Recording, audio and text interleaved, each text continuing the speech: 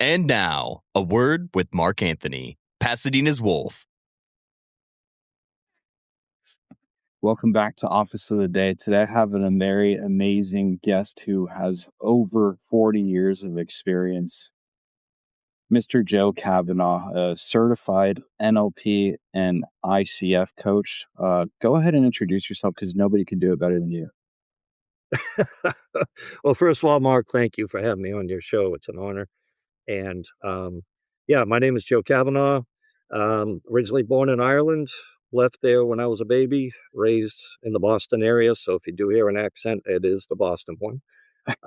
Moved around a little bit, moved to Maine, lived up there for 9 years, got into being an entrepreneur, tired of punching the clock for the man, making him money, and successfully bought and sold some businesses up there. Got into real estate, and then we made a move to Charleston, South Carolina, which is where I've been for the last 32 years, and had a very successful career in real estate here. Both I own a real estate appraisal company, and I am also a broker, real estate broker. So been there, done that, done a lot of different things. Out of all the ventures you've explored, we'll have a little bit of fun before we start. Which has been the most rewarding in mindset? Ooh, okay. Well, that's a good question that we didn't talk about ahead of time. But I owned a Christmas tree farm in Maine, and to me, that was heaven. I'm an action guy. I'm an outdoorsman. I love nature. I love sports. Just love being outside, and that was heaven. It really was. It was so peaceful where we lived. You could hear the wind blowing through the trees. It was so quiet. You had the coyotes off in the distance. Every once in a while, you might hear a bear or a moose grunting. I was just in heaven with that. But due to some family situations and just social situations and whatnot, it wasn't working out the way we wanted. So we ended up selling that. So if there was any regret, it was that. But basically, it was for the children. They were isolated, weren't getting social skills. So we had to move back to society, as I say, just to make it simple. And yeah, so we had to give that up. But that I could have, at the time, I always said, boy, I could die here so I could just live here the rest of my life. And I was just in my 40s then. So it's just a kid. May I ask why you left, or why you What's that? decided to? Why did you decide to move from there? What if you were having an amazing Uh, time? well, uh, the main reason was because we were isolated and we had young children. Our oldest was just starting to go to school. And it was actually the school that made us aware of it. They called us in after a couple of weeks, says, we can't get your son to interact well with the other children. And after we studied the situation, we realized it was that isolation. This is a kid who, at 5 years old, he could cross country ski by himself and he could track animals through the woods just by seeing what they left behind, rubbing against the trees, broken branches, footprints, things like that. At 5 years old, he was figuring all this out. We call him little Daniel Boone. And then we realized, yeah, he's great at nature by himself, but he needs to interact with society. And we had two younger ones coming up behind him that were 2.5 and 6 months. And so we made a decision that we got to move back to civilization. And at the time, I had previously owned a campground and I successfully sold it myself and bought the Christmas tree farm. So a local real estate broker told me, hey, you're good at real estate. You should get into real estate. So I did. And that clicked very well for me and just have a natural ability to negotiate and get the deal done. So I thought, well, we'll stick with that. And then I was doing it for a few years. And at the time, my wife at that time and my parents both passed away within about a 1.5 year period. And she said, now that we don't have that connection to hold us here, I'd like to move south. So that prompted us to make that move and just sell everything and go. So we did. And as I was saying to you earlier, that I thought, well, we'll give it a year. And if I can make a go of it, we'll stay. If not, we'll just come back. And I got here and I'll tell you what, it took off like wildfire. So definitely a great move. And 32 years later, here I am, doing pretty well because business was well over the years. Real estate's been good to me. But come on now, let's face it. We're going to go into the value. There is no true natural negotiation skills, right? There is a system that you have in place.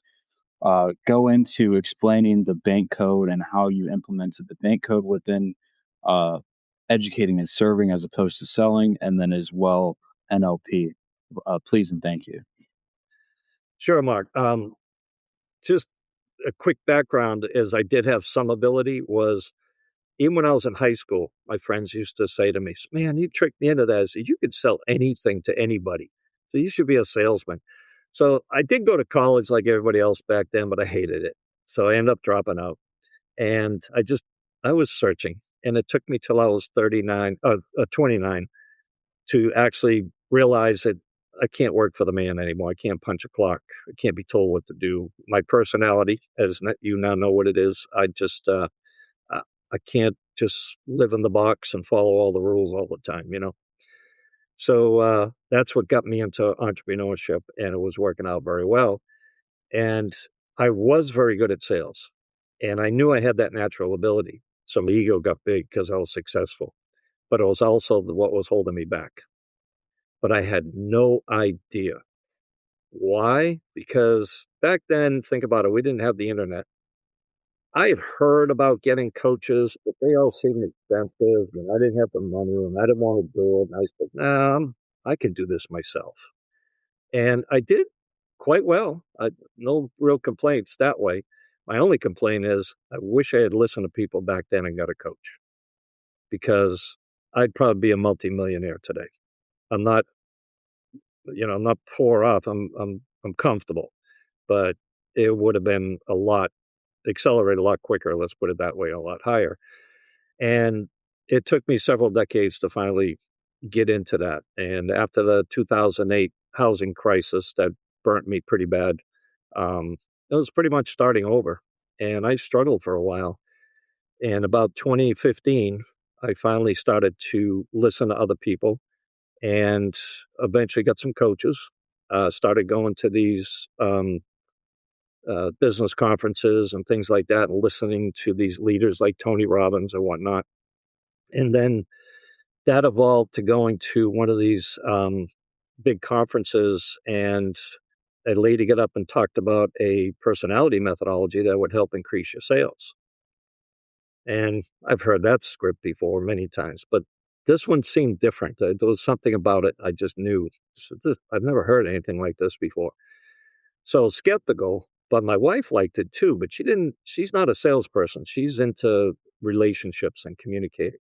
And she loved that aspect of it.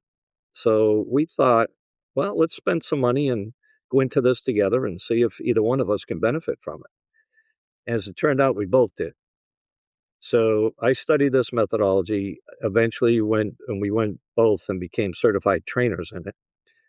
And the reason is, in real estate, and I was doing it pretty much full time. I was a realtor distinction. I was in the top 10% of all realtors based on my amount of sales. And I just knew I could be better, though. So I started using this methodology. And as I was telling you before the call, that in real estate on that first appointment, national average of getting that paperwork signed is around 22%. It's not very high. And they always tell you, if you don't get it signed that first time, there's a good chance you're not going to get a second appointment because some other agents are going to come in and get it signed. So it's so important to do that.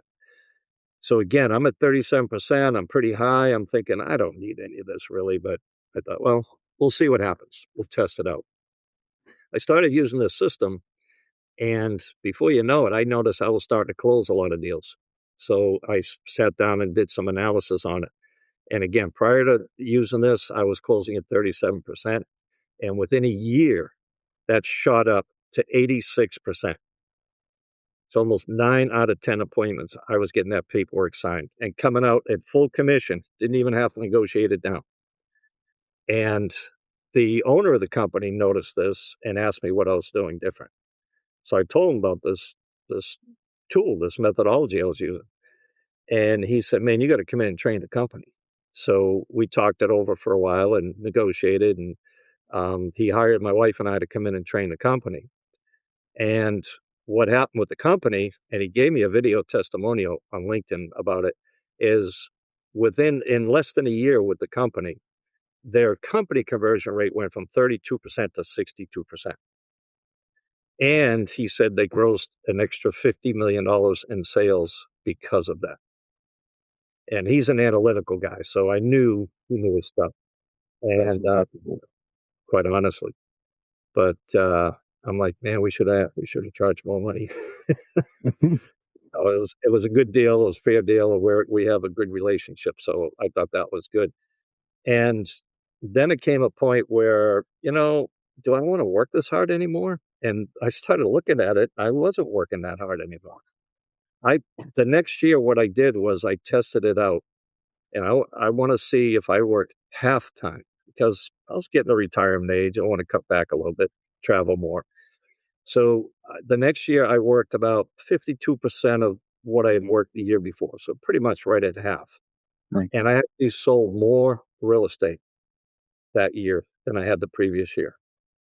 And that's when I knew this was a winner. So When I you say started. more, it was like that 20 or that 37 to 70% mark, or how much more? Um, I sold $1 million more in volume real Oh, estate that year that I worked half as much. The reason I could get away with working half as much is because I now went in there with confidence. I knew within 90 seconds I could figure out their personality and their value system. And once you know those two things, you can relate to them.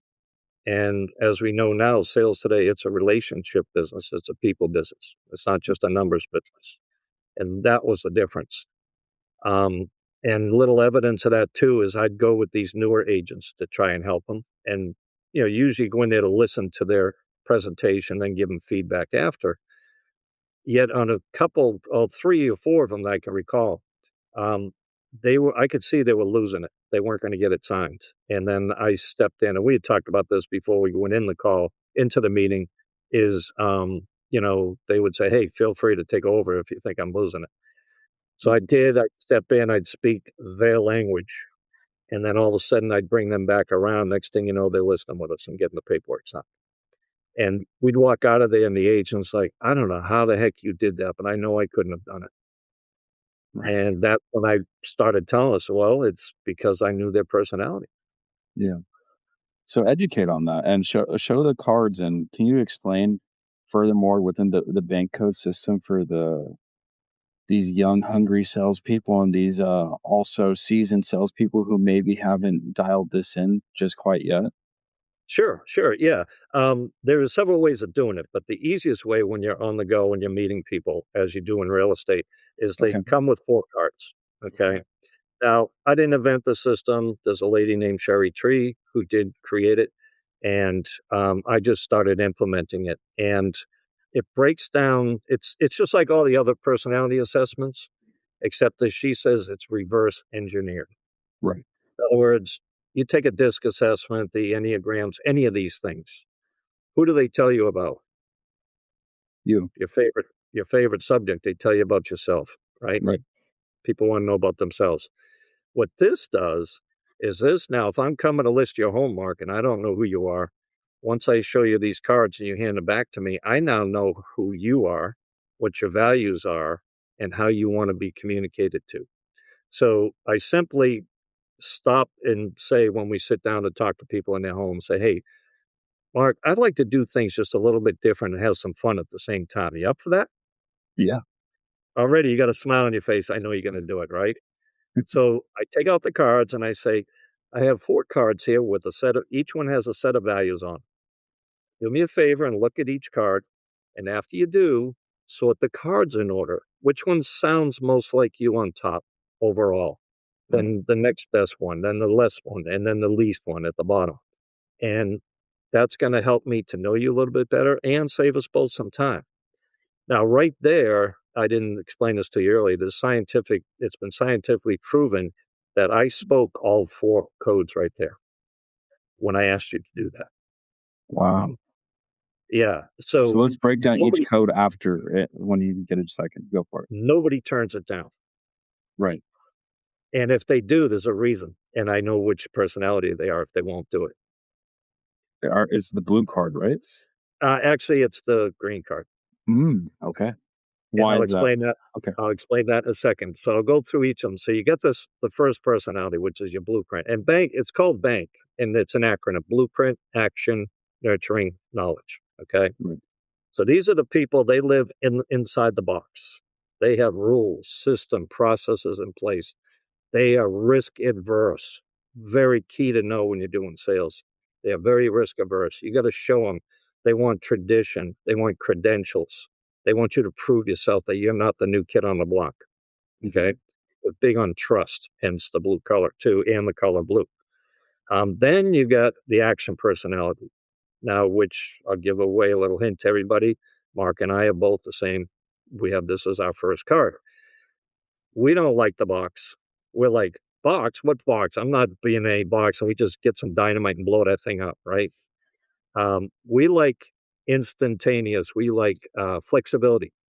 We like to have fun. We like to win, and we like freedom, things like that. So don't fence me in type things. Also, don't go through a presentation bullet point style. The blueprint likes that. The action person, no. Cut to the chase. What's in it for me? How much am I going to make? What's the bottom line? Right. Don't waste my time spending an hour explaining everything to me because I'm not interested. So right there, you can see the diversity. And probably people are thinking already, that's why I didn't get those people to sign, because they did one thing wrong or another. If I walk into a blueprint personality and I just say, you know what? I'm the best agent there is out there. I'm a top performer. I'm closing 90% of the time. I'm going to get you more money than anybody else. All you got to do is sign here, here, here, and here. You think a blueprint's going to even want to talk to me? No, because I didn't explain everything I'm going to do for them, step by step by step. Right.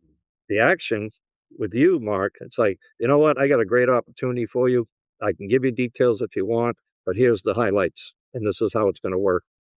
How does it sound to you? You ready to go? Give it a shot. You're more likely to do it. Okay. Right. So then our third one is the nurturing personality.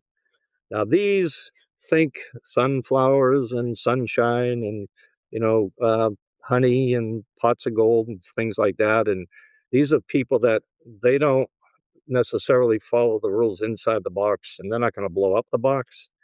They'll repurpose the box. They'll turn it into a plant or a gift basket or something like that. They're into the recycle, conservation. They love to support people. That's why you'll often find them in nonprofits. Okay. So it's those kind of people. They want to help out the community. They're into that. They're also into relationships. That's really important with the nurturing. You got to build that relationship. Authenticity. It's often said they can smell a wolf in sheep's clothing a mile away. Morality. They're in high ethics. You've got to have a lot of that. So that's where that personality shines. And then last but not least is the knowledge people. Now, if you're a knowledge, congratulations. You're probably the smartest person in the room. These are the people that like research. They appreciate intelligence, logic, self-mastery. They want to know everything they can about something. They're into technology, all that. And they look at the big picture. Right. So where do they fit in the box? Well, without them, you wouldn't have a box because they designed it. Right. So that's why they can be green with envy too, because you and I as action people, we're the guys that are up on stage and we're selling the product and we're making all the big commissions and all that, right? But guess what? It's these guys that design that product you're selling. Right. So they implement it and produce. They don't get help the production. recognition. Yeah. Right. You walk into a room, they typically don't want to standing off in the corner by themselves. So how do you sell to a person that's in the green box? Great question. When I go into an appointment, and again, I do this right away. So within 90 seconds, what they do is they look at these cards and they sort them and hand them back to me. I now know how I should be communicating to them. Okay.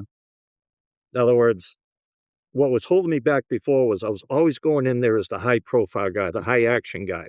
And as soon as I thought they liked me, it's like, you know what? I'm a realtor distinction. I won this award. We had a listing contest at the office. And I won it. I won a weekend at a 5-star resort and all this. I'm talking all about myself. They You don't don't care want to about hear. us. Yeah. No, they want, what's the market doing? What's the data? Where's it Right. been? Where's it going? What's your take on it? What's your interpretation on it? I got to know more. I got to know more. So 2 things. You can't,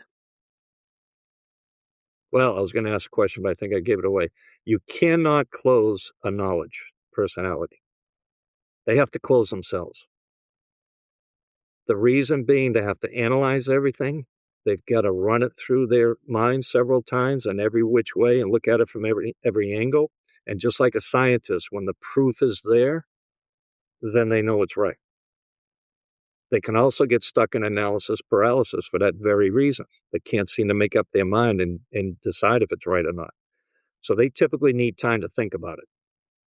So if I know I got a knowledge personality, 2 things. I'm going to give them all the data I can throw at them and bury them in data. And the more you do, the more they like it. And I also know don't expect them to sign that first time. So ahead of time, my well-formed outcome is to get that second appointment. So Mark, I understand that you want to analyze this data and you may have some more questions. I'd like to give you time to think about it before we make a decision and move forward. So if let's say today is Saturday, could you have a conclusion and do all your research by, say, Monday at 3:00, or would 6:00 be better? I can come back and I can answer any remaining questions you have. If you give a knowledge a deadline, they will have their answer by that deadline. So they're good that way. But they're not ones that are just going to jump right in and say, where do I sign? It has to feel right to them. Right. So by doing that, you've really accomplished the goal because you've taken all the pressure off of them having to sign. And now they're like, man, this guy he's not rushing me. He's giving me data. He'll give me more data if I want it. I like this guy. And you're giving them the ideal situation, the time to think about it, which is what they want to do anyways. Right. I'm So, relating to their personality style and their value system. right. And the beauty of that is the studies have shown that 86%, I think it's 86% of people will buy from people that they like, that can relate to them, they can relate to. It pretty much, it doesn't matter what they're selling. That they like, trust, and understand, right? What are the 3? Yes, and that I see them. Mm, Because let's face it, what do people want? They want to be seen, loved, and understood, right? right. So this guy sees me. He understands how I think. I like this guy. So what's the You know difference that? between go for it. Go for it. No, your question. What's the difference between a green card and a blue card? Great question. So the green card, they want to just be able to sit and analyze the data and research it.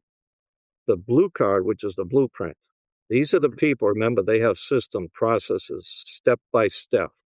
Right. So I'll give you a great story, probably the easiest way to do this. Let's do it. I had early on after I'd learned this methodology and I was implementing it, I had a client, I listed their home. Now, this is pre-pandemic when things are going off the shelf in an hour.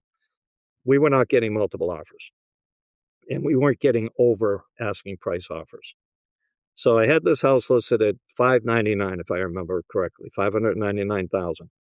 And we got an offer within 5 days from an agent, excuse me, and it was for, I think it was 615 was the number. And I looked at it and I thought, she does know the house only $599, right? Nobody ever asks over it. So I called her up on it. I says, is this right? And she said, yeah, we've already lost out on 2 houses. Now, again, this is when multiple offers were just coming into vogue. And actually, I hadn't even heard of them at that point. And she said, we already missed out on 2 houses and we don't want to miss out on this one. I'm like, okay, I'll present it. And it was a great, clean contract. They were doing like 30% financing, so it's almost a cash deal. They weren't worried about inspections, all this stuff. And I'm thinking, man, this is a slam dunk. They're going to love me for this. So it happened to be, I think it was a Tuesday or something. And I was planning on grilling a steak that night for dinner. And I got the offer about 5 o'clock, and you're supposed to present them right away. So I told my wife, says, man, I got to run over there and do that. And she goes, that's okay. We'll have the steak tomorrow night. So we got a great understanding wife. That's a big help. So I went over there and I says, you know what? I'll probably be 15 minutes getting this signed. It's so clean. I'll be home in an hour. So I get there and I sit down and I sell them, Mr. and Mrs. Jones, here's the highlights. They're offering over asking price. They're not worried about that. They can close on your time frame. All you got to do is initial these pages and sign here. And he stops me. Keep in mind, they're both high blueprint. And he says, hold on, before you go anywhere. What does this first section mean on the contract? And all that is, it's the names, the buyer, the seller, all that. Well, what's the second one? Well, the second one is the term, it's the address, legal address, and all this. I hadn't even really get into the meat of it.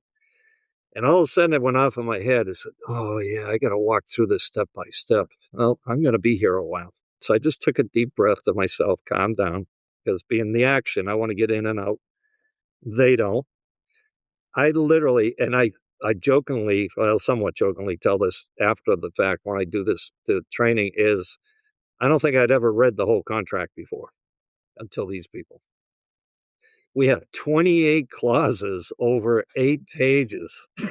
So just so the listeners know, how many hours did that entail too? That was an hour and a half just explaining that. Because I didn't just read it.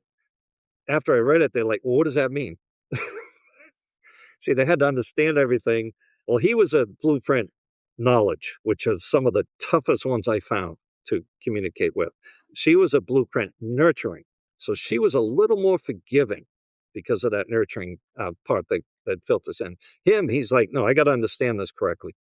And I did get it signed, but I walked out of there like, oh my God. And I just was thankful I understood that, because I would have been getting more frustrated by the minute every question they asked. Right. And I started to think about other times when I did do that. And then deals went sour after, and I couldn't figure out why. And I think because it initiated there, they all of a sudden didn't like that I was pushing them. And then it filtered through and just festered. And so I was able to eliminate all those frustrations and made life easier. And that's when I decided to work less, work smarter, and not harder, as they say. So do you think in total it was like a 2 hour meeting, a 2.5 hour meeting after breaking down every clause and reading the clause Yeah, and explanation?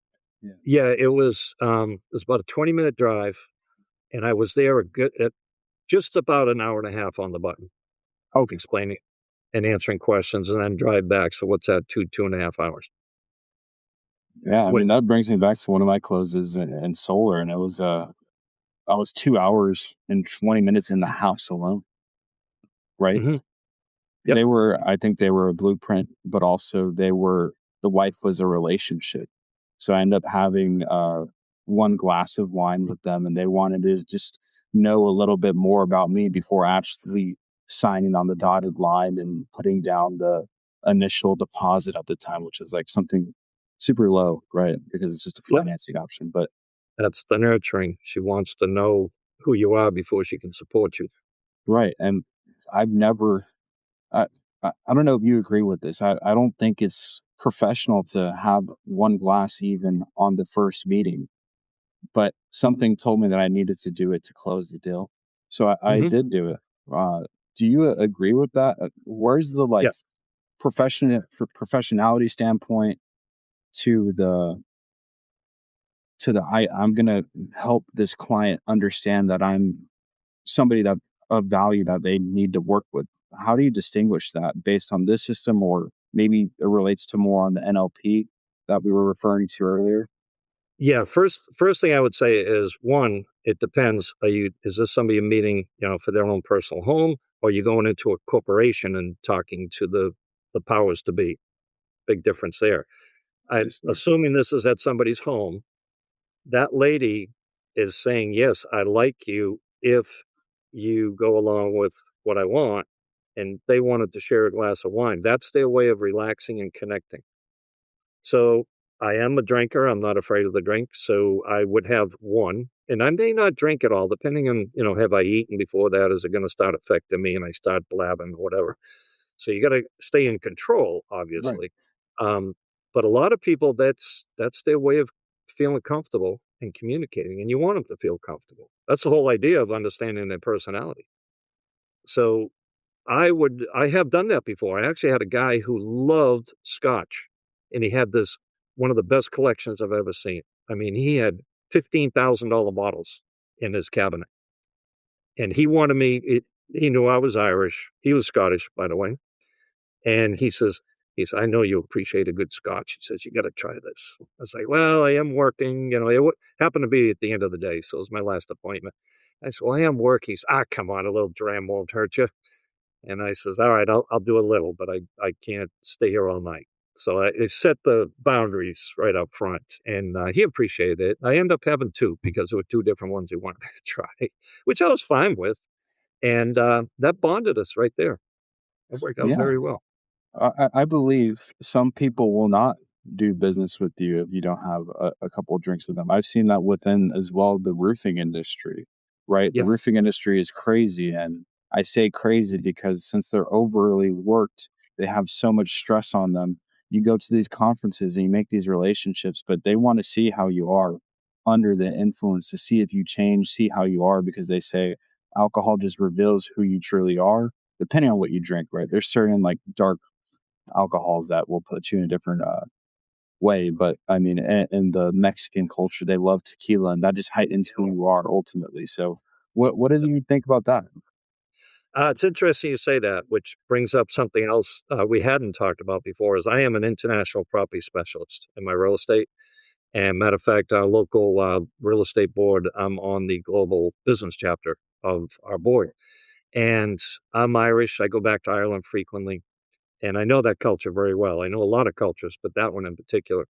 And over there, you're expected to go to the pub and have a pint either during or after the meeting. So a lot of deals are done that way. And if let's say you're in a corporate meeting all day and you're very successful and you're nailing them down and you're getting the deal, and then they're like, okay, we're off to the pub now because they don't work late. They're not like Americans that way. They're more blueprint. They're organized. So 5 o'clock, workday's over now. It's family time.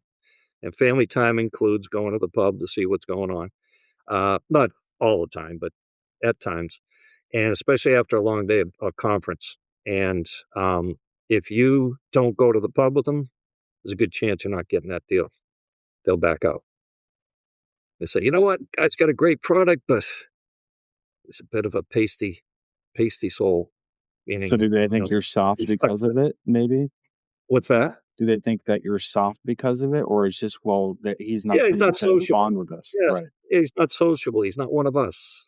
And you Hmm. got to be one. It's not what you know so much. It's who you know, and can they relate to you? And that's again brings it right back to the relation bit. And you mentioned NLP. That's the other aspect of it Yeah. is, Write that down. which I didn't get into a lot of that. Um, Also, they use a 4 card system. Okay. And what I'm doing when I'm talking to somebody, I'm listening for these clues. For example, do they relate to visual or they relate to auditory, hearing things? Do they think things through? For example, we used this earlier was, I see what you're saying. I said the word see. Right away, I'm thinking, okay, that's probably a visual person. So when I am speaking back to them, I'll say, let me show you this, or let me make that picture clear. It's visual. Okay. Whereas somebody might say, for example, oh, I hear what you're saying. Ah, they hear what I'm saying. That's how they like to connect.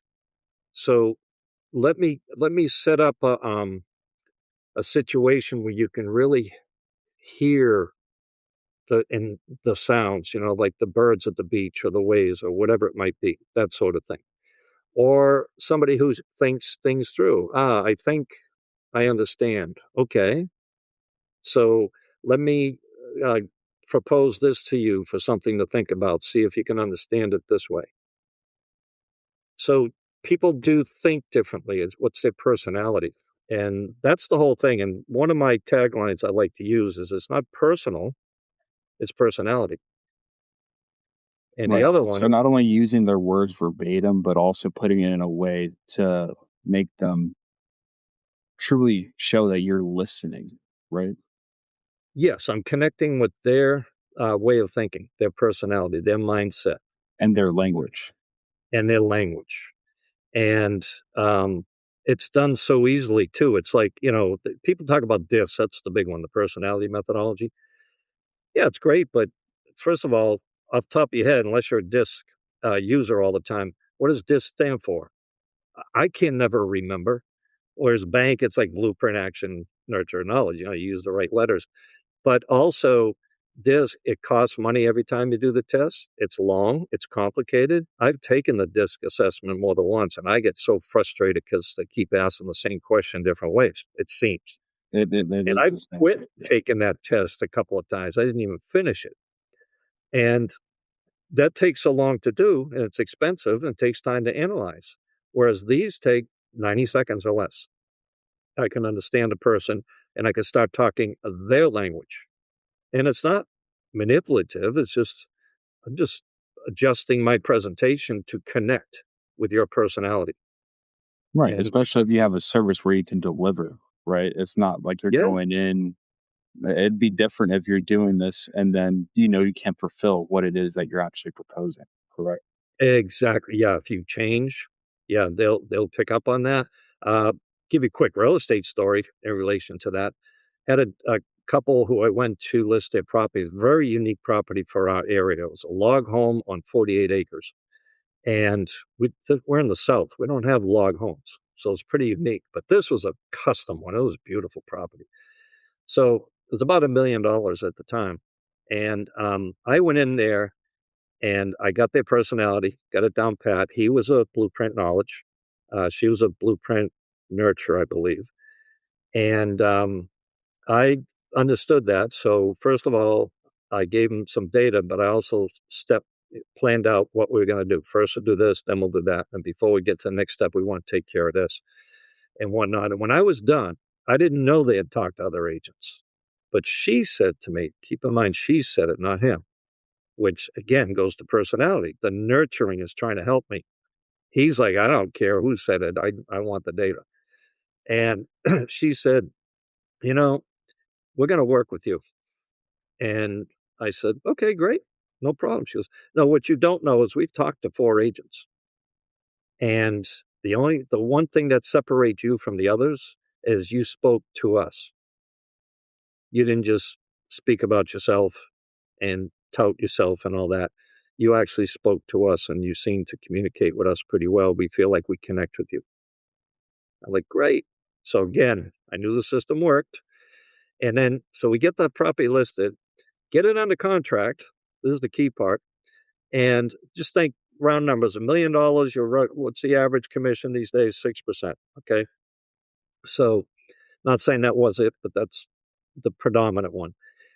And um, we get under contract and then we have a delay for 6 weeks because the people that are buying it are paying cash, but they have to wait for an estate to get settled out.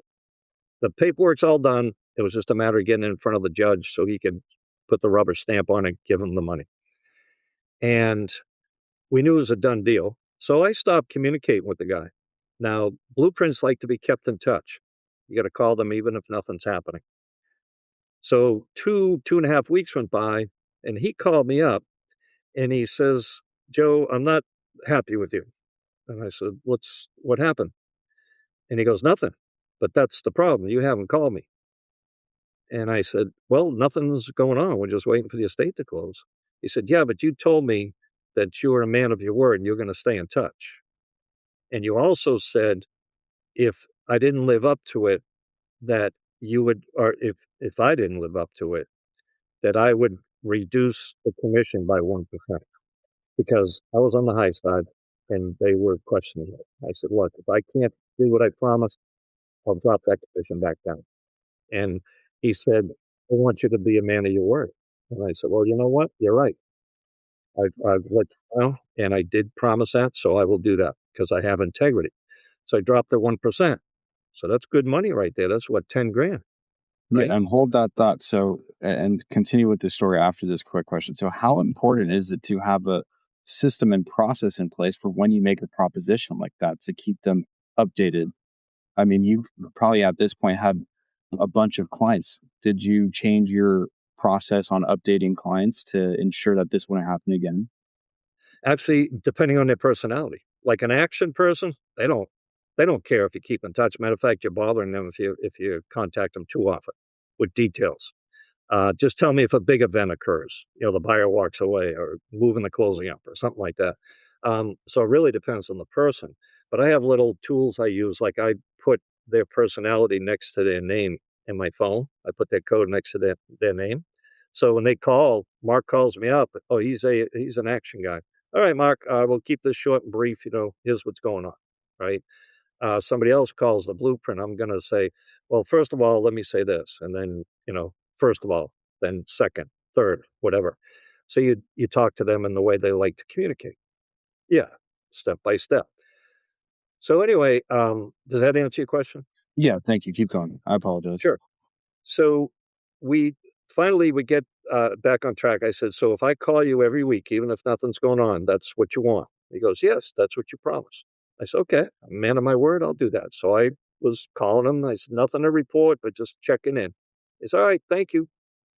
And we get to closing. And a real estate agent, when you go to closing, you sit there in case they have any questions, and they give you a copy of the closing statement. And I'm looking it over and I'm calculating and I say, wait a minute, that's at the full percentage that I started with. That's not the reduced rate. And being a smart businessman or a savvy businessman, I said, I'll wait till we get outside and mention it to him. So finish the closing, walk outside. They thanking me. And I says, hey, just want to mention, I don't know if you caught this, but the commission was the full amount. They didn't take the percent off. Do you want to go in and correct it? He says, no, no, you lived up to your word and you redeemed yourself. He says, so I told him to put it back in there. Never even told me this. He just did it. And I saved myself $10,000 just by understanding their personality. So, for the people that don't know and don't want to do the math, what was the total commission on this deal? 70,000. How much do you give Now back that's to the split. IRS? 30%? That's some split now, right? Okay. Okay, that's the gross commission. Has to get split up between different parties, the agent that brought the buyer, et cetera, et cetera. And but yeah, but it saved me $10,000 because I got that extra percent back. What does that split look like? Oh, it depends. It's negotiated every time. Oh, it is. Um, Okay. oh yeah, and especially now the laws have changed because of some big lawsuits that were going on. And it used to be just the seller paid all the commission to the buyer's agent, everything. It's not the case anymore. They don't have to pay that. So everything's highly negotiable. Plus, listing commissions are negotiable. And I see more agents that when they get into a high dollar property, they automatically drop that percentage down because they're afraid to charge too much. But you know what? If you're an expert and you're going to get them top dollar, like this guy, I could easily get him at least 10,000 more than another agent could. So it's worth that extra percent. And that's the way I approached it. So That's a great. Mhm. I am good. And it's just like I use the example, the analogy of hiring an attorney. If you're getting sued and you're going to lose your house, your car, everything you own, and you're going to be homeless if you lose this case, wouldn't you want to hire the best attorney available, no matter what the price is? Well, yeah, right? No, it's like that in real estate too. You want the best, you pay the best. And that's when I say, if I don't live up to my word and I don't get you, if you don't feel I got you everything I could, I'm open to adjusting that commission in the end if you don't think I did a good job. And that was the only guy that ever came back to me on it, and he even gave me that back. And that's a great point. So, what would you say to people that are afraid to charge the true rate? And what is an action plan aside to implementing these two systems to know your value, right? Because Yeah. it's so important to know that. I mean, in sales, it's a lot. It looks like it's not, but there's so much more that goes into it. Yeah. Um, I don't know if we touch on this very much, but the biggest problem people have is their ego. And that was my problem. And I figured that out through coaching. I had 2 coaches that helped me figure that out. And the reason I preclude by saying that is you say when people get nervous or afraid to ask. Well, everything's energy. So you're already picking up on the fact that I'm afraid to ask you for $10,000 when I'm thinking, I don't know if this guy's going to pay more than 3 or 4 or 5, so I better not ask for 10. Well, you're going to pick up on that energy, and you're automatically going to think it isn't worth 10 grand because this guy doesn't even believe it is. So, one, you got to have calm. And 2, you've got to look them straight in the eye when you ask. That's the other big problem. See, people look down, they look away, say, well, I know it costs $10,000, but here's what you're going to get. And they start defending it. And I just put it with confidence. My fee's $10,000. All you got to do is sign here. Or give me your approval here. I don't even say sign. That's another thing that you learn NLP through the language is use the right verbiage. Yeah, approval, agreement. That's a commitment. If I just want your approval on something, that's an agreement. Right. An agreement's different than a contract, right? Than a commitment. Yep. Yeah. And you just mentioned, and I think it's something good to touch on, the belief and the confidence. I think we both know where it comes from, but for the new people who are getting into sales, where does this belief and confidence come from? Through self-evaluation. Honestly, that's what comes to mind right off the top of my head. What does all that mean? You've got to know yourself. You got to know your strengths, your weaknesses, and you want to know that's the other thing. That a lot of the nervousness comes from I don't know who I'm talking to. Right. I don't know if they're going to like what I have to say. But when you learn, you get a coach and you learn these things, you get mentoring or whatever it is you want to get. You learn from people who know better. What's that saying? If you're the smartest person in the room, you're in the wrong room. You got to pay to play, right? Yeah. And that's the other thing. You don't pay, you invest in yourself. Exactly. Pay What's your ROI? Yeah. Right. My program's $10,000, but I can get you probably, if I can make you one more real estate commission because of what I teach you, what's your average commission? And you put it out that way, they're like, oh, that makes sense. My average commission's about 15 grand. You're only charging me 10. You're going to get me 15. Hello. But would you agree it starts also with self and the position of just committing to themselves and committing to their business? Many people, not all, but many people, and maybe I'm pulling this percentage out of thin air, but from what I've been listening to, it's like 90% of people won't actually fully commit to themselves, let alone their business for what it is that they might want for those goals. Earlier on the call, you said, well, I had one individual who I spoke to said, well, I'm hoping to hit 400,000. What's that difference? Yeah, that belief. Okay, that's a good example there is, touch on a little bit. I'm a big believer in what you put out is what you get back. Right. And I find that to be true no matter what you're doing. Right. So if you put out, I hope to make 400 grand this year, well, you're going to get back a lot of hope. And when the year's over, you're still going to be hoping you made 400 grand. Whereas if you say, because it's mindset, whereas you say, I'm making 400 grand this year. Great. What's your process for doing it? Now you got something to work with. Yeah, you can, what we call chunk it down, which I'm sure you're familiar with. Okay. 400 at the end of the year. What does that look like? What's that a month? What's that a week? What's that a day? How many contacts you need for that? You can narrow it down to what you're doing every minute to get also to reverse engineer it, right? Yeah, basically. When I wanted to get better at my golf game, I hired the local pro at the club, and he had a package of 5 lessons. And the last lesson, after I got my swing right and everything, was on course. And one of the things he told me, which I've always remembered, he says, Don't play the hole from the tee to the green.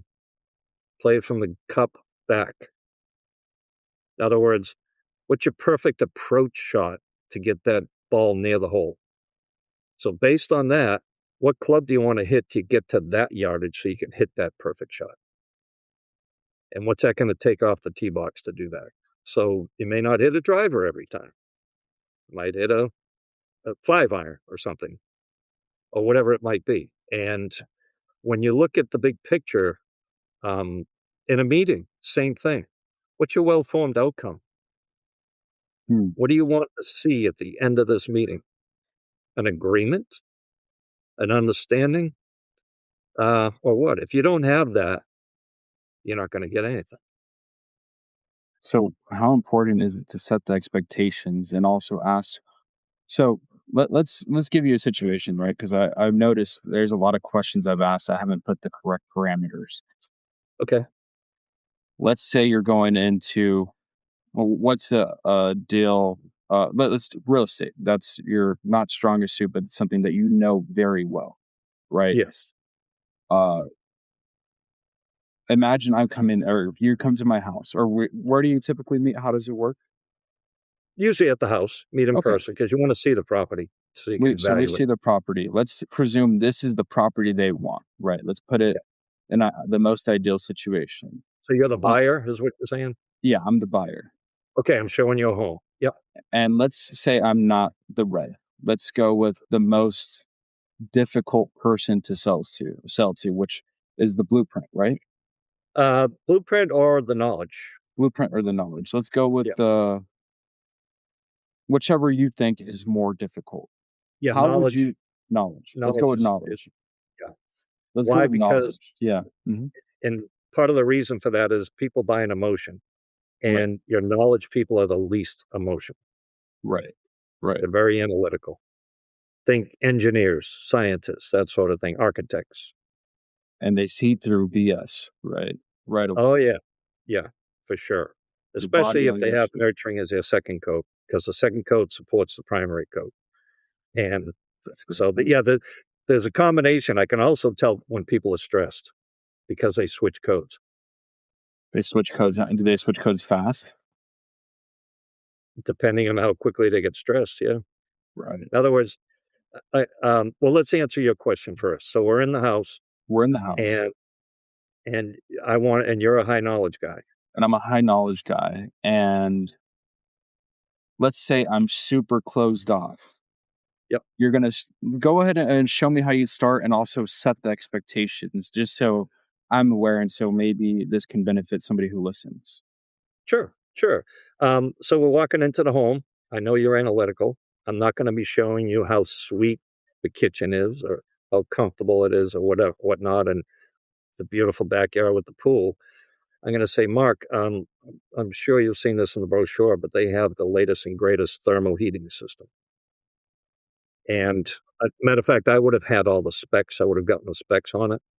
And this is a 18 SEER system, and your energy bills are going to be reduced by this amount because they have this kind of ceiling on the wall, on the exterior walls, and yet you're not pinned in and lack of air circulation because they have this I don't even know what you call it, Cummings air filtration system that, as you know, is the best in the industry. Matter of fact, it's used commercially a lot, and this gentleman put it in here. So it's the most efficient home you're going to have. And it's using the high tech, everything's smartphone. You can do it remotely. You can be sitting in a villa in Italy and you can answer your front door. Right. Which we all know is pretty common today. But I remember when that first came out and a guy did answer the door when I rang the doorbell. And he says, yeah, I just opened the door. I said, oh, where are you, out back? He goes, no, I'm in Italy. Like, anyway, What do you mean you're in Italy? That's crazy. Yeah, I know, because he had it on his phone. He had the app on his phone. It's just like, you can control the heat. You can turn on the lights, how they do in the commercials now. Knowledge people love that. That's tech. So do you typically ask them questions first, or let's say you met them at the home? Do you distinguish what it is that's important to them, or do you? Oh, yeah. Okay. They want to know about the systems. What kind of roof has got on it? What technology, what materials are used, the appliances. Hey, if you read, can't think of that magazine, but they test things out, Consumer Reports or whatever, that this is rated number one the last 3 years in a row. This is the top grade oven. And, I know you may not be the cook in the house, but your wife's going to love it. And happy wife, happy life, right? So you touch on that a little bit and different things like that. Got this anti or dehumidifying system in the basement that is going to keep the humidity below 40% at all times. So, you're never going to have any mold problems. And yeah, just the technology in the house, the smart home.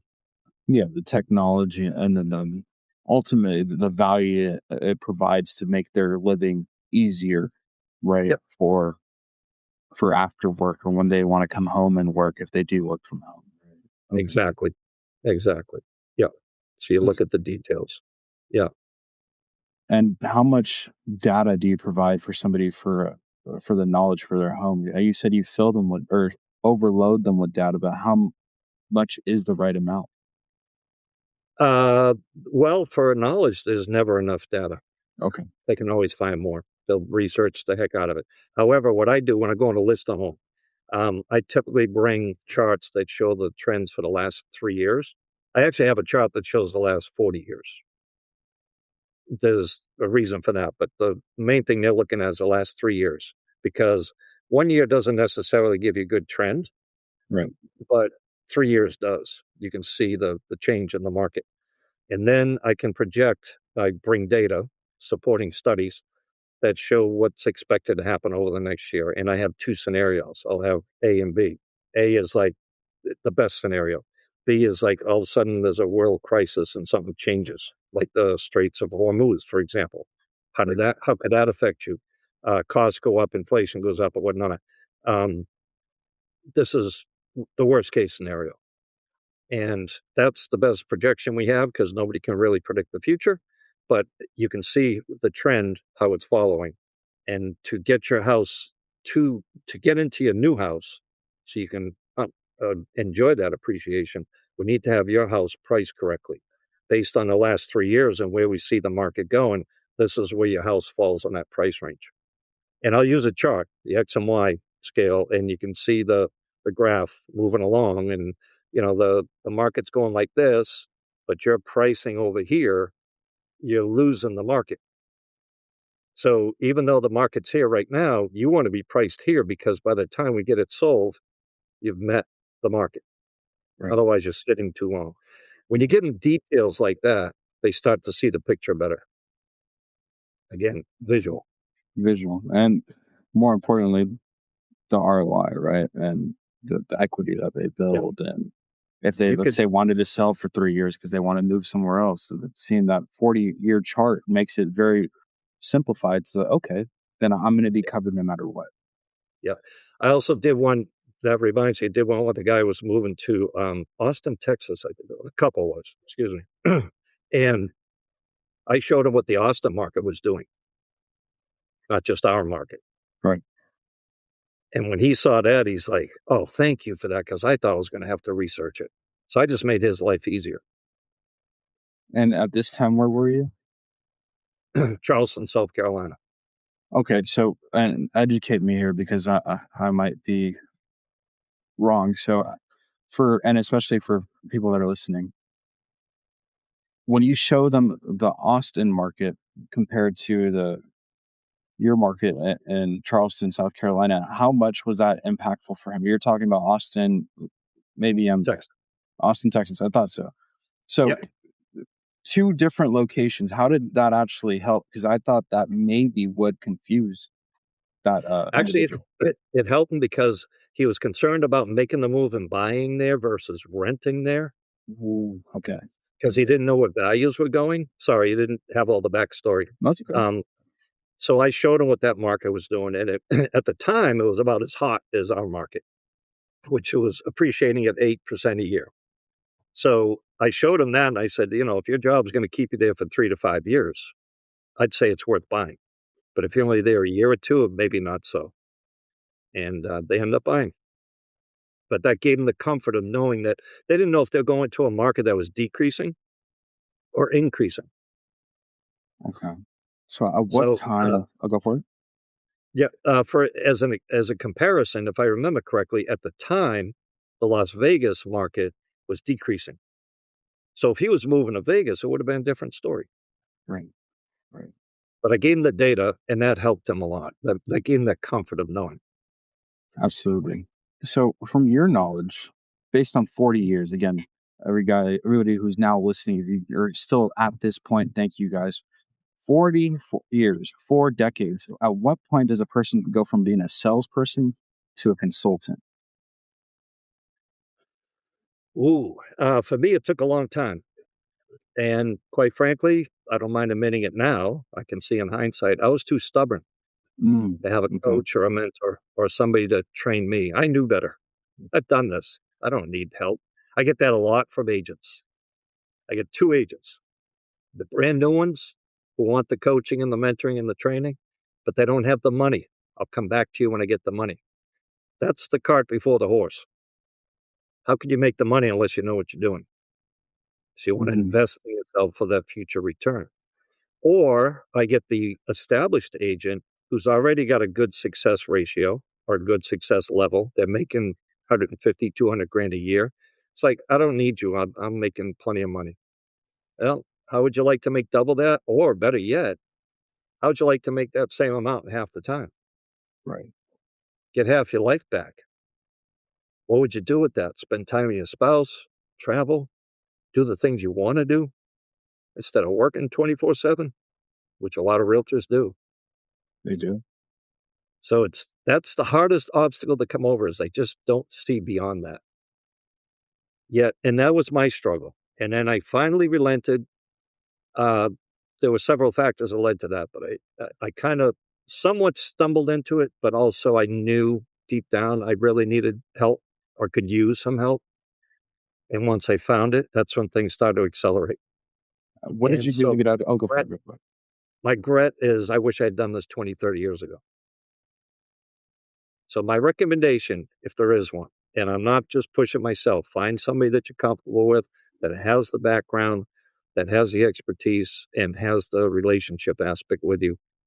Find a mentor at least who can guide you, and ideally find a coach. Because what a coach does, and let me make the distinction, mentoring is I help give you the answers.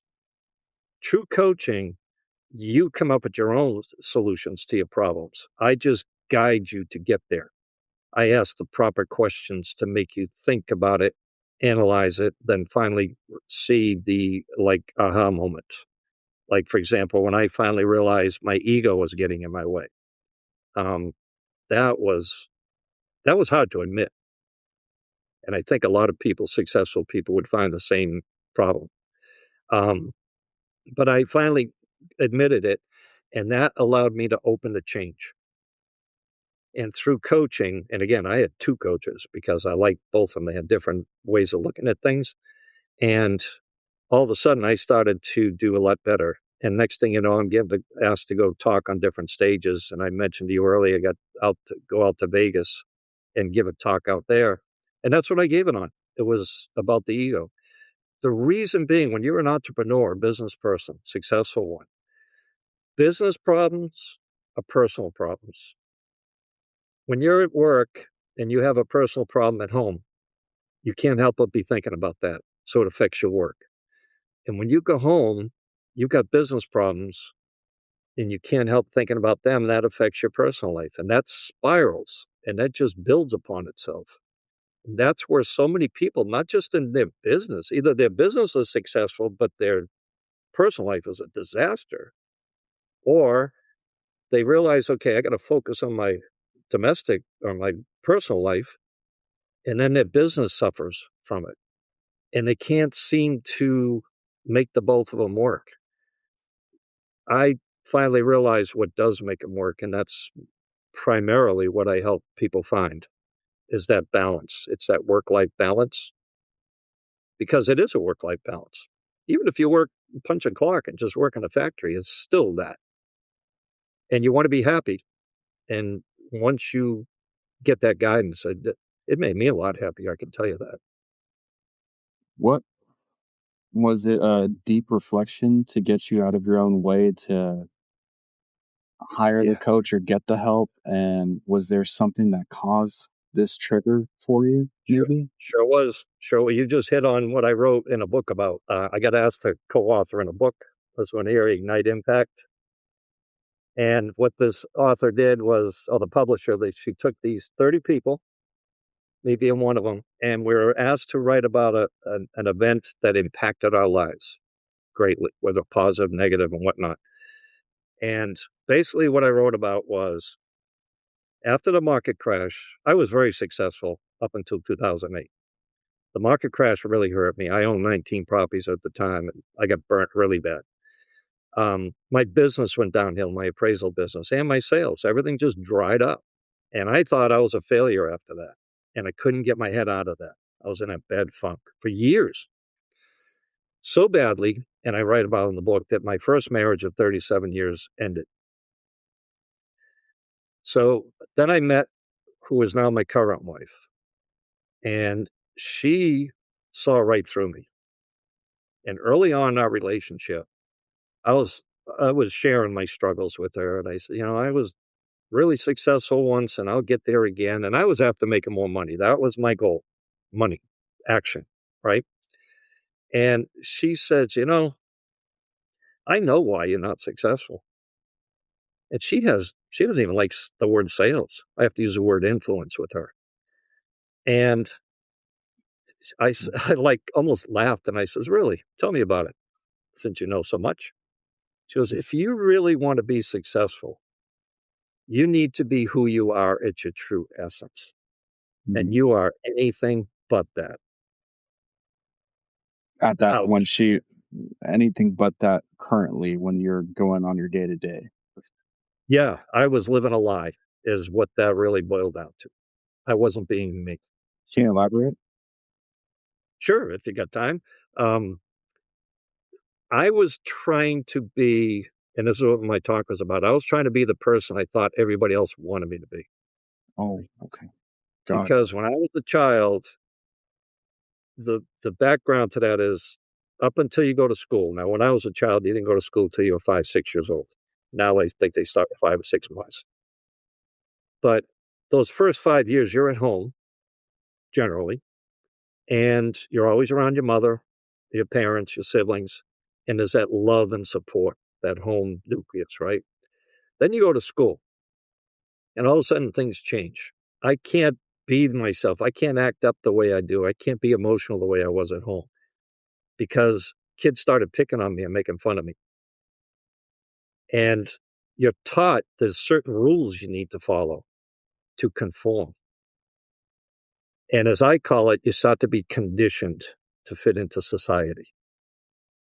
You can't be yourself, your true self. So I put that self up here and I locked it up, threw away the key. And I started acting the way the other kids would like me because everybody wants to be liked, right? And that followed me for decades.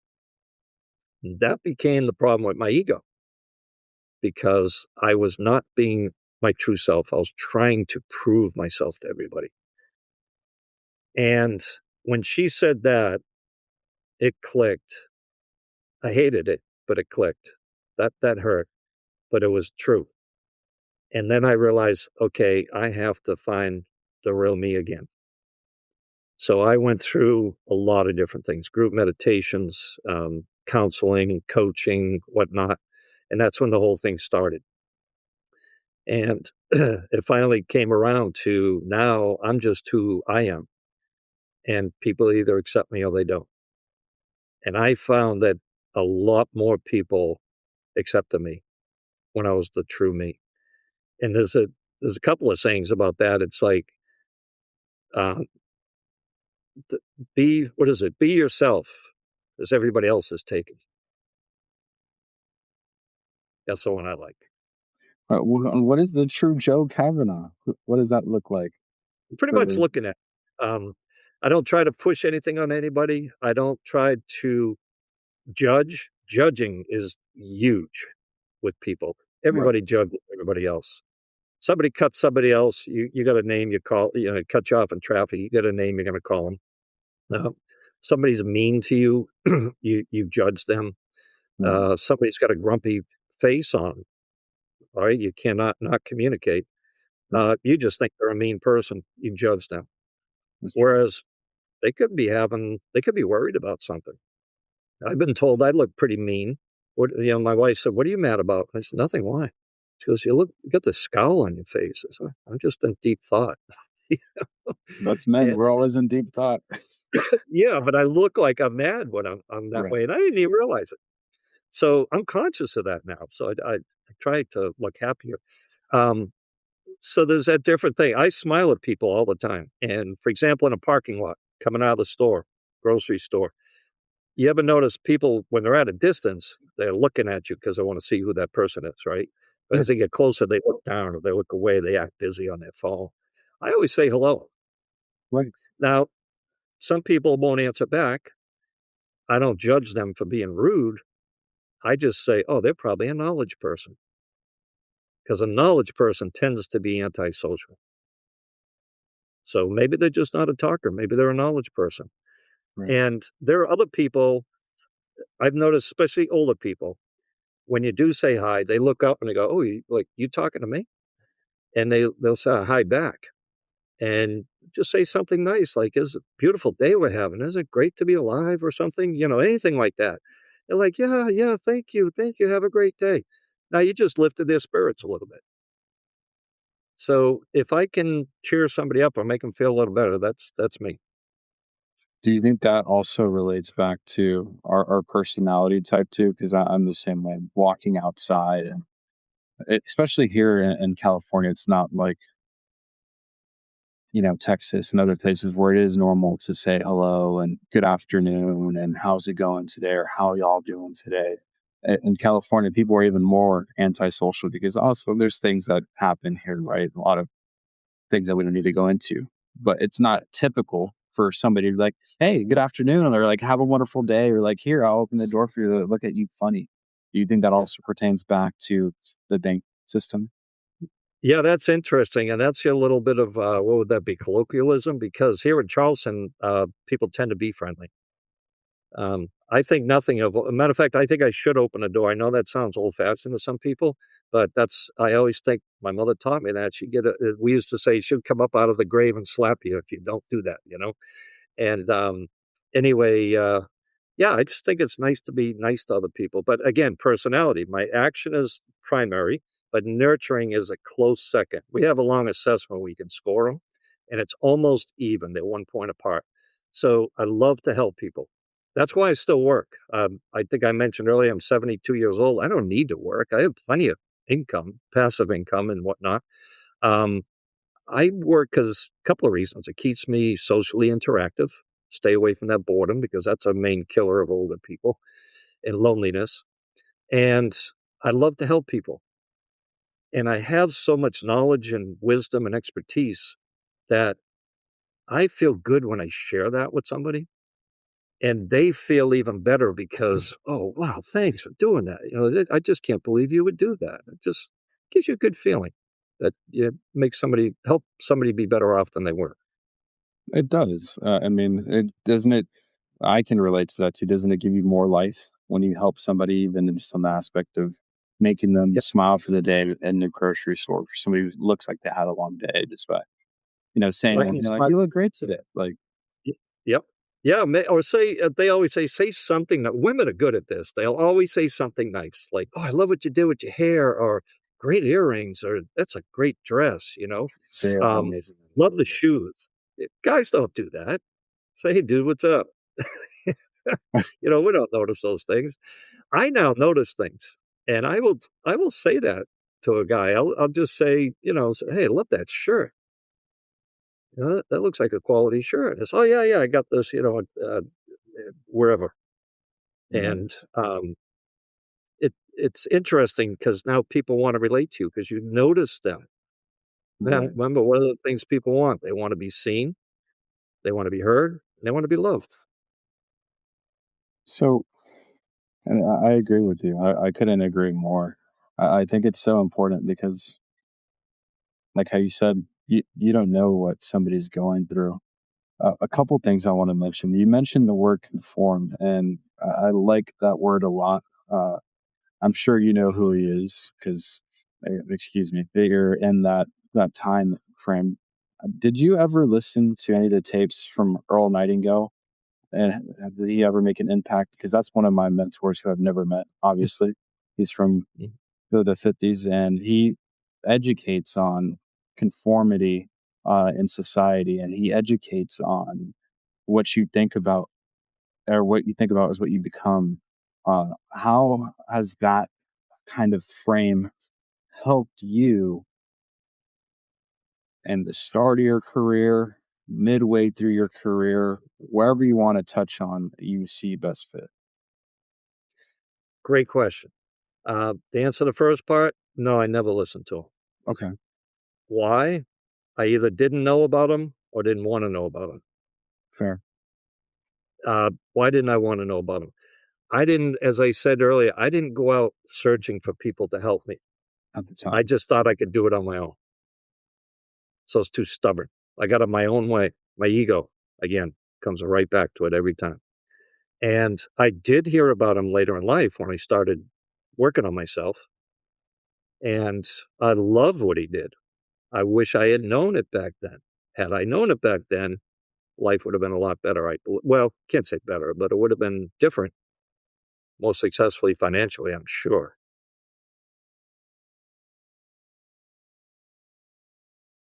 So, given all the knowledge you have,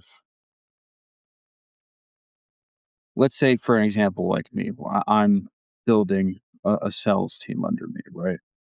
What is the best way after you learn their personality types so they become leaders and ownerships of their own responsibilities, do you think? Pretty simple through all that. It's just like speak their language. Right, Again, they like people that are like themselves. right.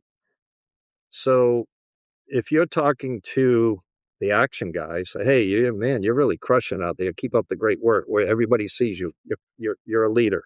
You know, we like to win. We like to have fun. We like to be seen. Give us the mic. That's it. We won't put it down. Get us on stage, right? So you want to make sure they're seen and out there.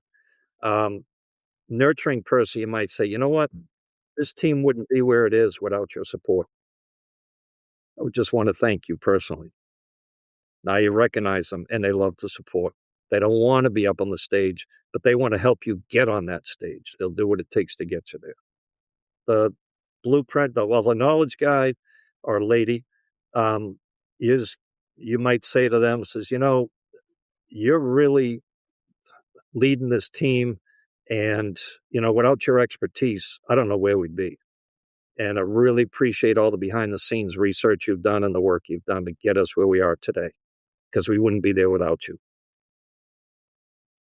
They want to know that what they're doing is worth it. And the blueprint too.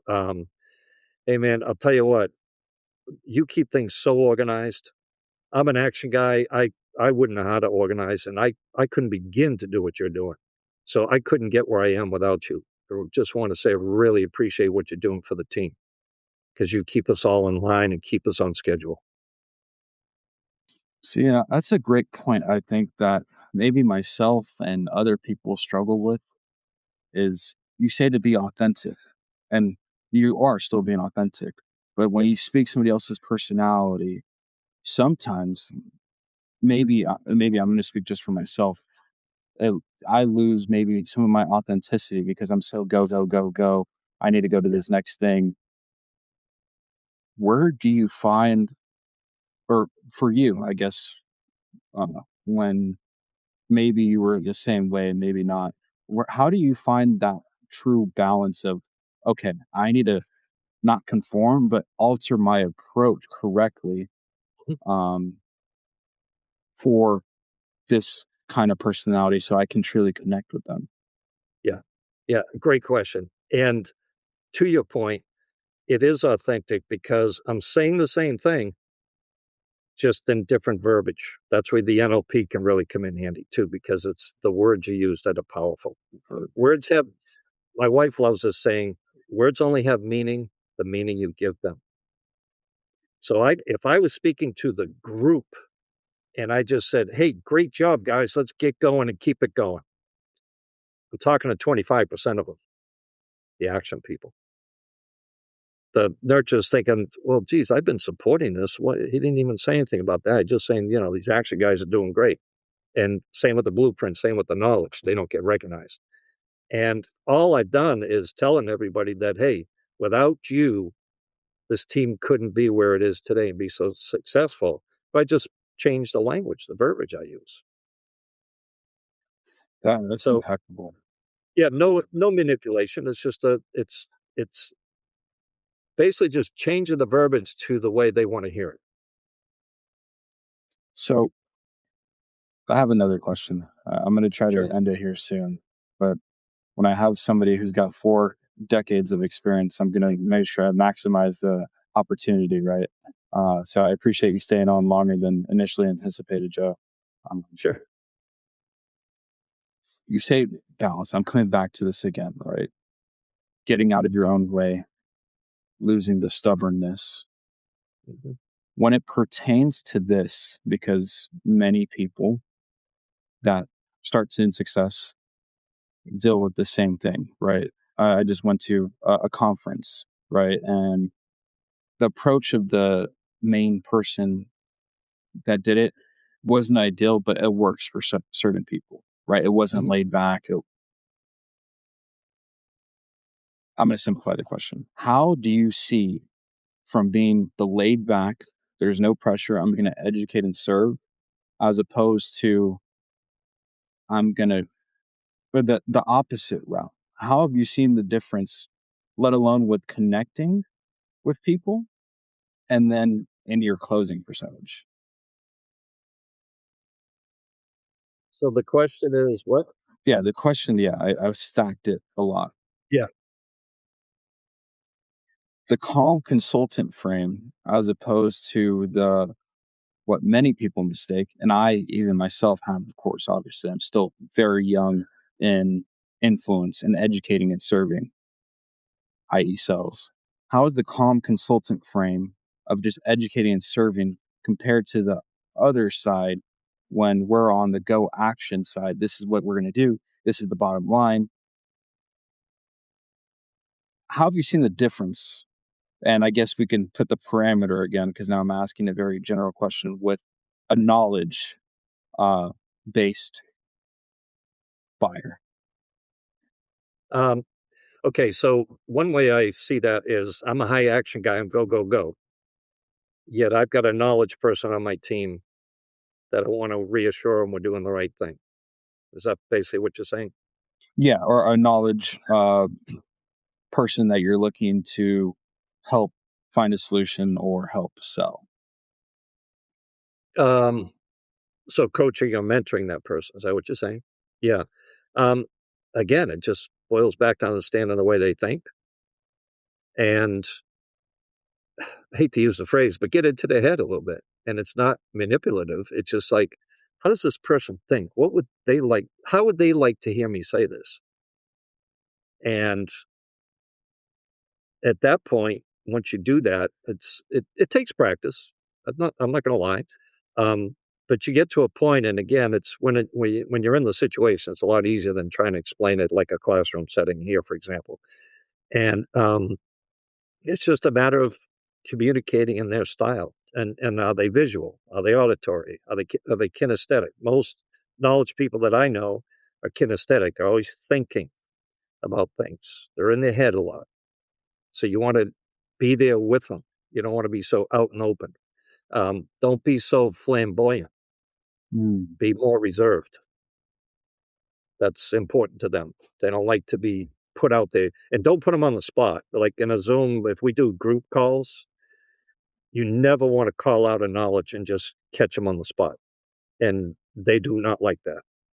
When you say group But calls, you call them out. Like, what's a good example for this scenario?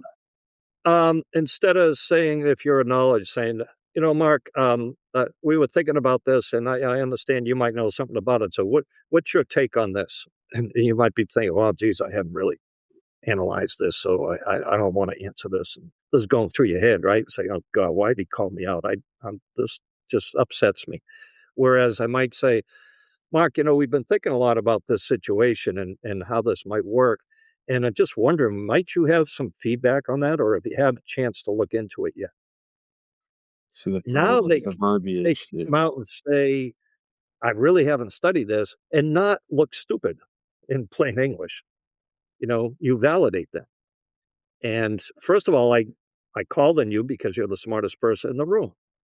And without even saying that, everybody knows that's why I called on you. And you know it. So you feel validated and you feel good about it. And I had the respect to ask you, I don't know if you studied this or how much you've looked into it, but if you have, can you enlighten us a little bit? Give us some more knowledge of what's going on. so it's fair to say that sometimes myself, even the way I communicated was just completely incorrect to somebody, a knowledge person, because what I thought was plain and straightforward actually was more confrontational as opposed to actually asking that question correctly. So that comes back to the NLP and the phrasing and the verbiage and the delivery, right? Yeah. Yep. And that's exactly right. It's not confrontational at that point. As otherwise it can be perceived that way. And again, I don't know that because I don't think like you, because I didn't have the tools. Now I have the tools. The onus is on me to adapt to you, not make you adapt to me. So And if that's yeah, and thank you for that. I mean, these answers are so valuable. I'm getting so much out of this. You're continuing to educate, and I can't wait for the people to hear and learn this. But if you were to disappear tomorrow and be off the face of the earth, and let's put the parameters of somebody who's been in sales now for a couple years, and I'm going to go back to me a couple years back when I came into roofing sales. I was so confident. I had been off knocking doors for 3 years. I thought I knew I thought I knew not everything, but I thought I was like, I have a really good understanding of sales. I've gone through the trenches, if you will. My question to you is, what are a couple suggestions, right? Now here comes me with the right phrase. What are a couple suggestions you would leave with to somebody who has a lot of knowledge, but like how you said, we always have to be a student of the game. What are a couple suggestions you would leave with that kind of person with a couple years of experience in sales and they're learning to be that true consultant as opposed to just somebody to make a commission and help somebody, right? mm. Well, first of all, you can never know everything. And I turn that into you can never know enough. Even myself, I learn things. I get on calls to be the student in the classroom. Again, if you're the smartest one in the room, you're in the wrong room. So I will get into rooms that, it could be a national online men's group. And I work with men primarily. Well, I work with everybody, but I focus on men that are somewhat mature and successful because I'm a man. It's a little easier to relate, although I grew up around girls. And um, so there is that aspect of it. But there's a saying by, I think it's Gandhi that said it. And I like this philosophy too. It's like, live every day like it's your last and learn every day like you'll live forever. So if you can That's a learn great one. something every day, you get better and better. And now what's that? Can't think of his name now, the 5 a.m. club. And they talk about that 1%. Get 1% better every day at what you do. And in a year, you're 365 times better than you were when you started. I'm making 400,000 a year. This is how I'm getting there. Correct. Or how do I get there, Joe? Well, let's sit down and talk about it. And that's where coaching can come in handy and the mentor. Um, But that's pretty much it. Check your ego at the door. Stop letting it run your business or your life. And I know there's a lot of people out there, because I said it every time I heard it, say, "Oh yeah, mine's in check." I think so. Let's get on a call. Let's see. I can find out in about 15 minutes where you're at. I'm And sure you could find out sooner. yeah, well, it can be. It's a hard pill to swallow. And yeah, my talk in Vegas was so good on that. Really, when I gave the talk, I wasn't sure how I was going to land, and it was phenomenally successful. And that actually was what led to writing this chapter of the book. Um, but it's yeah, it's check that ego. Now you need an ego. I'm not saying get rid of it, but you got to check it at the door. Now I've got stories I could illustrate that very clearly, but like you say, I don't know how much time we have. So, or do you edit this? I don't even know. They're going to get the full scope. I'm not going to edit this one. They need the full scope of this one. I got to charge you for that. Yeah, that's see, we got to continue to grow and excel and also educate, right? And yeah, no, I appreciate it. For the last thing, I guess, Mr. Joe, um, would you suggest for somebody like how you just said, and here, this is where we got to plug in Joe, somebody who's been successful. Let's say they're making $10,000-$15,000 a month, right? that. And passing, or they're doing very well. They've been in sales for a while. You still suggest hiring a coach, not only to have them answer their own questions, but also keep them accountable with where they need to go? Absolutely. Yes. Accountability is a great word there. Um, and I'm not saying you have to hire me. It hire whoever you want, but make sure that they relate to you. That's the thing. Make sure they understand you. And there are different ways of doing it. There's a lot of people out there are called themselves coaches. Do they have the credentials? Do they have a coach? If they don't have a coach, run the other way as fast as you can. Get away from that person.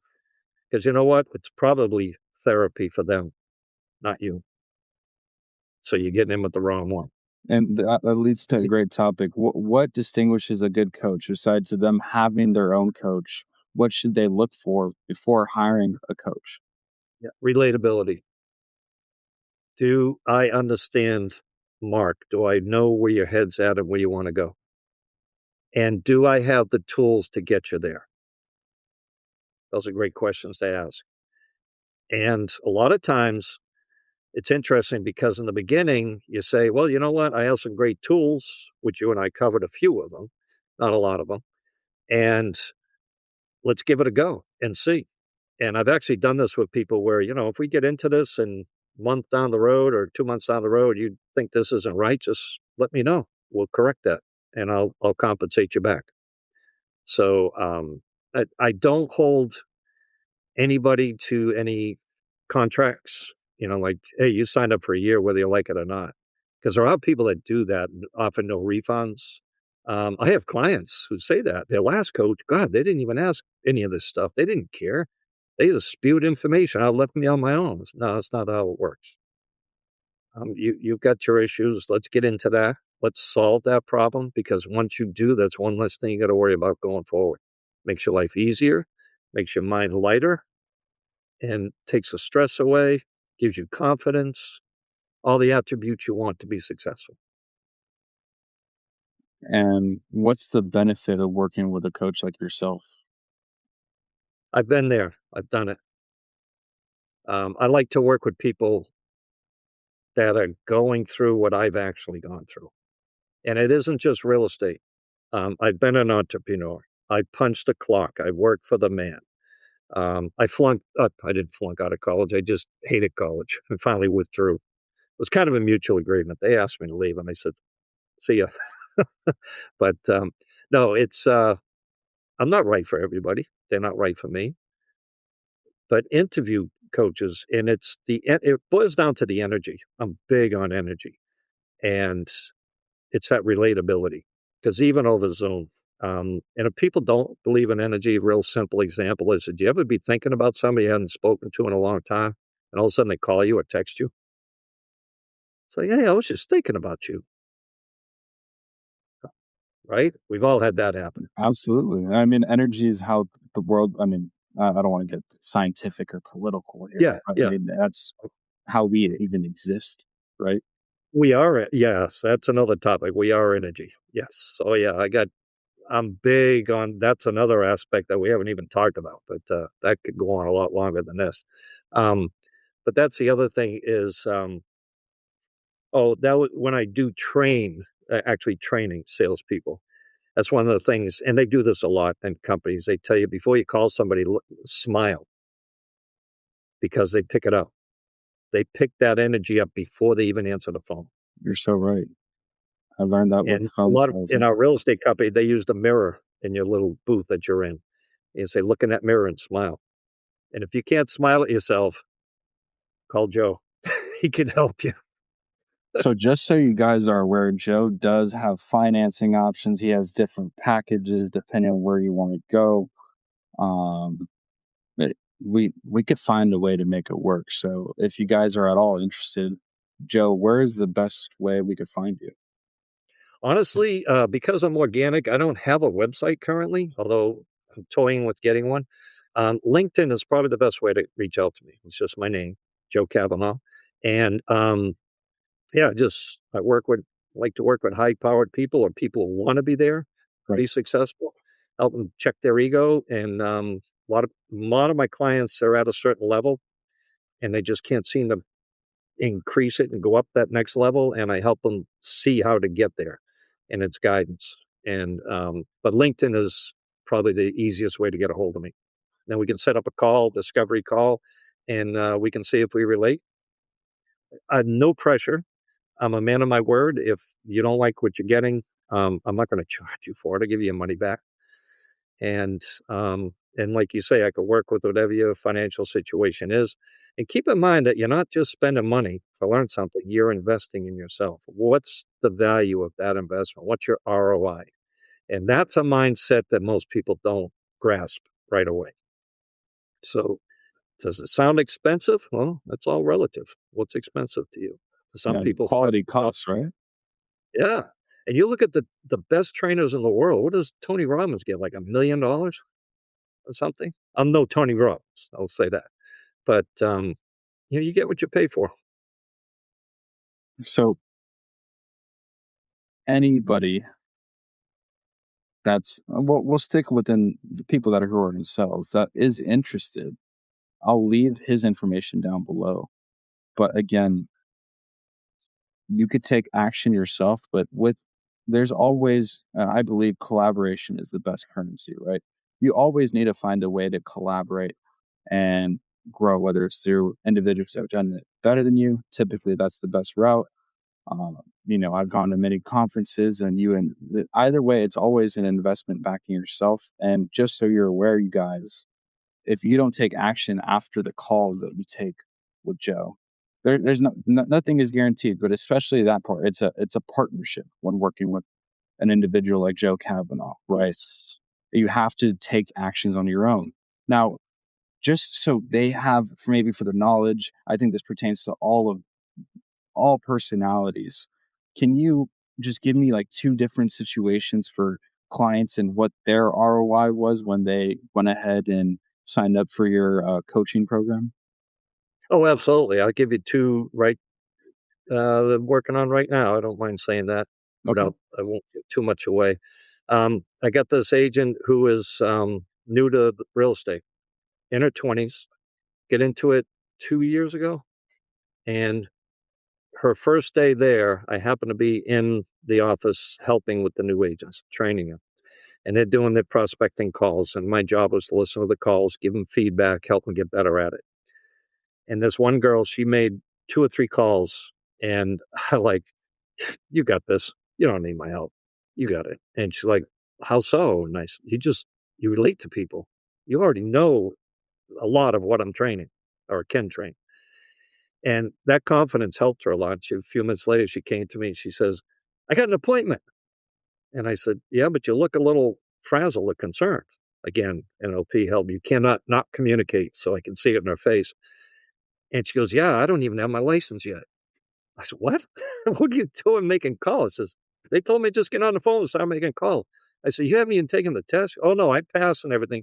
I just don't physically have my license yet. I said, that's all right. Just take a seasoned agent with you and you'll be fine. That girl sold $20 million in real estate last year. Second year in the business. And she reached out to me and said she wants my help. She did, and that was through a mutual connection, through a referral. That's when we worked together at the real estate company.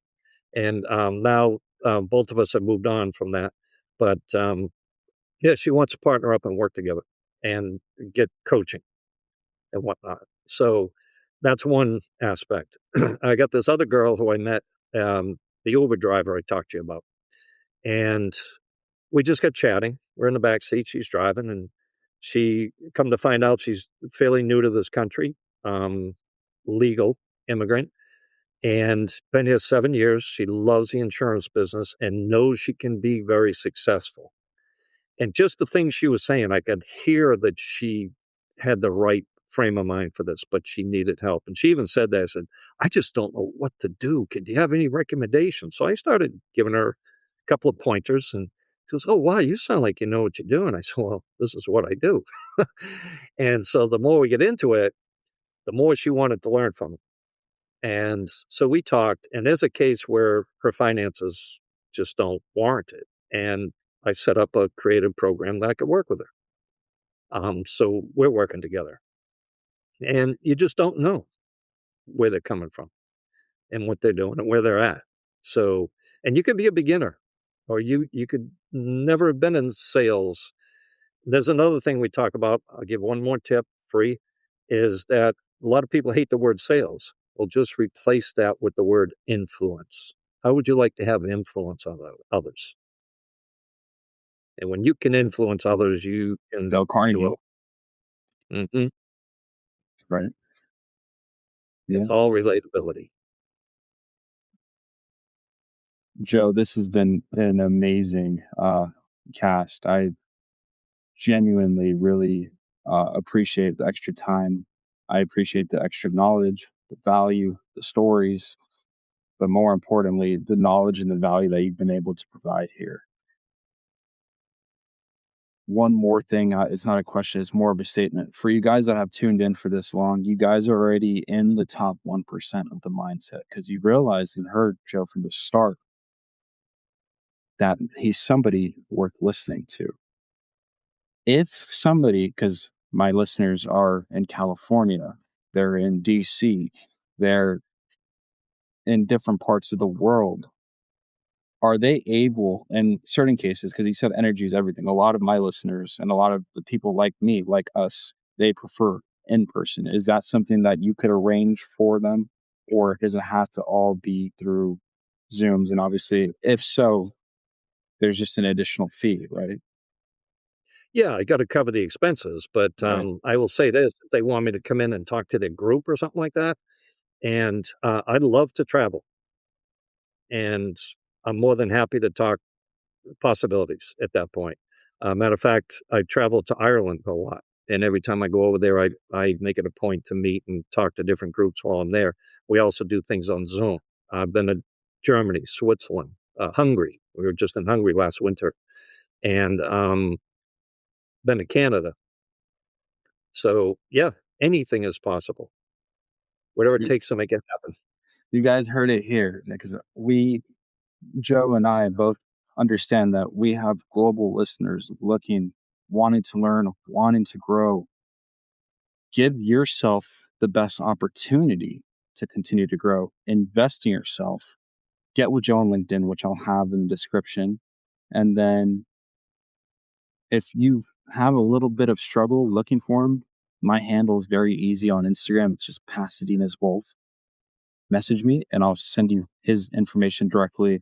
That way you can get in contact with him. Joe, is there anything else that you would like to leave off with before we conclude?